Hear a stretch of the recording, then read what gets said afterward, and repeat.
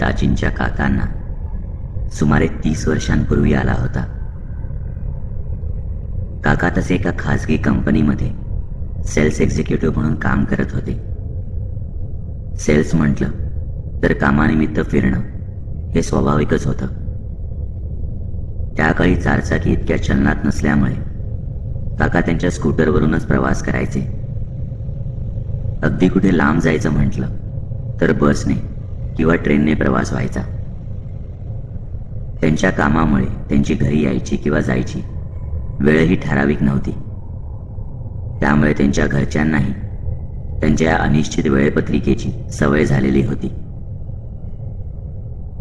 दिवाळीला अजून महिनाभर राहिला होता. त्यामुळे काका कंपनीचे सेल्स टार्गेट पूर्ण करण्याच्या जोमात होते. सुट्टी लागायच्या आधी जास्तीत जास्त ऑर्डर मिळवायच्या असे त्यांचे ध्येय होते. त्यामुळे ते घरापासून काही दिवस लांब राहतील हे घरातल्या सर्वांनाच माहीत होतं. अशाच एका संध्याकाळी ते ऑफिसच्या कामासाठी शेजारच्या जिल्ह्याच्या MIDC कडे जायची तयारी करू लागले. प्रवास जरा लांबचा होता, तरी पुढचे 3-4 दिवस MIDC मध्ये फिरताना रिक्षापेक्षा आपली स्कूटर बरी पडेल या विचाराने त्यांनी स्कूटरवर जायचे ठरवले.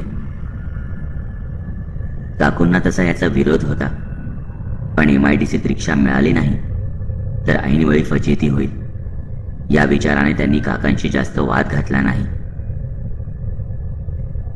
त्या काकांना निघताना सांभाळून जा या 2च शब्दात त्यांनी आपल्या सगळ्या भावना त्यांच्यापर्यंत पोहोचवल्या. रात्रीचे साधारणतः 9-10 वाजले असतील. काका MIDCच्या अलीकडे असलेल्या घाटाच्या दिशेने चालले होते. मागच्या 4 तासांपासून सतत चाललेल्या प्रवासामुळे त्यांना आता चांगलाच थकवा जाणवत होता. घाटाच्या तोंडाशी असणाऱ्या एका टपरीवर काकांनी स्कूटर थांबवली. त्या टपरीवर गॅस कंदील लावलेला एक 40शीतला माणूस फाटके स्वेटर आणि कानटोपी घालून बसला होता. दादा, एक मार्लबोरो आणि कटिंग, काका स्कूटरवरनं उतरत म्हणाले. साहेब, इथे रात्रीचा MIDCत चाललाय? त्या माणसाने सिगारेटच्या पाकिटातून एक सिगारेट पुढे सरकवत विचारलं. शेव, रात्रीचं काय काम तिथे? आता अलीकडेच मुक्काम करीन हॉटेलात, मग जाईन उद्या सकाळी. बरं साहेब, सावकाश जा. पुढं घाटात खूप वेडीवाकडी वळण आहेत. खालून एसटीवाले गरकन येतात. त्या टपरीवाल्याने स्टोवरचा चहा ग्लासात ओतत सांगितलं. हो, एसटीवाल्यांचा अंदाज बरोबर असतो, पण आपण घाबरता कामा नये. काका चहाचा ग्लास उचलत बोलले.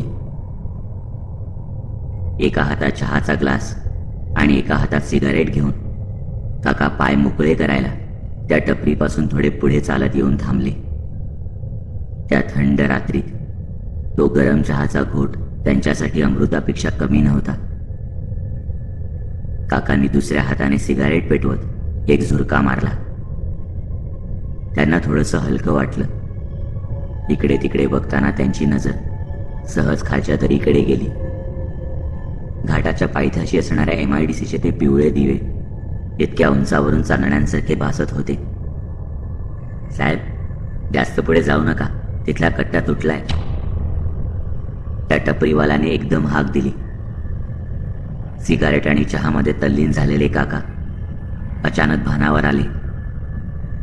हो हो म्हणत काका पुन्हा एकदा टपरीकडे वळाले.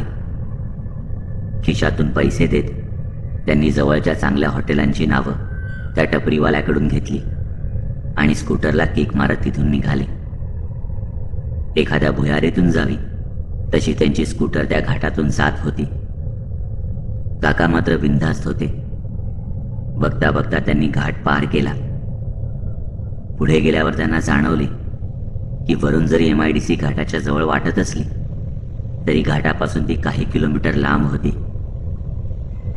मग रात्री हॉटेलसाठी भटकण्यापेक्षा दिसेल त्या हॉटेलमध्ये तळ ठोकायचा असे त्यांनी ठरवले. ते विचार करतच होते की इतक्यात त्यांना रस्त्याला लागून एक हॉटेल दिसले. बरं झालं, भेटलं त्याचं. असं मनातच म्हणत काकांनी स्कूटर हॉटेलच्या दिशेला वळवली. हॉटेल दिसायला साधंच होतं, पण आत लोकांची चांगली रेलचेल सुरू होती. हॉटेलमध्ये खाली जेवणाची सोय आणि वरती राहण्याची सोय होती. काकांनी तिथल्या काउंटरवर बोलून एक खोली बुक केली आणि चेक इन करून थोड्या वेळाने जेवायला आले. येऊन बघतात तर काय, मगाची रेलसेल केव्हा संपली होती. खालचा डायनिंग हॉल रिकामा झाला होता. तिथे काम करणाऱ्या वेटरने सगळे ताट, ग्लास, टेबल स्वच्छ करून नीटनेटके ठेवले होते. अरेच्छा, कुठे गेले सगळे गेस्ट? काकांनी तिथल्या मॅनेजरला विचारलं. हॅलो सर, ॲक्च्युली सगळे गेस्ट डिनर करून आपापल्या रूमवर गेलेत. तो स्मित हास्य करत म्हणाला. हा, अच्छा, ओके. मग डिनर अजून सुरू आहे की संपलं? ऑफकोर्स आहे ना सर. प्लीज तुम्ही बसून घ्या, मी वेटरला सांगतो तुम्हाला सर्व करायला. इतकं म्हणून तो मॅनेजर तिथून किचनमध्ये गेला. थोड्याच वेळात एक वेटर जेवणाची थाळी घेऊन काकांच्या टेबलासमोर आला. इतक्या वेळ उपाशी असलेल्या काकांनी मस्त आडवा हात मारला. जेवण चांगलं होतं असा मॅनेजरला शेरा देत ते आपल्या रूमकडे निघाले. आता रात्रीचे 12 वाजून गेले होते. थकलेले असतानाही काकांना अजून झोप आलेली नव्हती. बिछाण्यातून उठून ते सहज खोलीच्या बाल्कनीत येऊन थांबले. समोरचा मोकळा रस्ता आणि काही अंतरावरचा डोंगर इतकेच काय त्यांना त्या बाल्कनीतून दिसत होते. आजूबाजूला दुसरे काहीच नव्हते. हॉटेल गेटच्या बाहेर लावलेल्या आपल्या स्कूटरकडे त्यांची नजर गेली.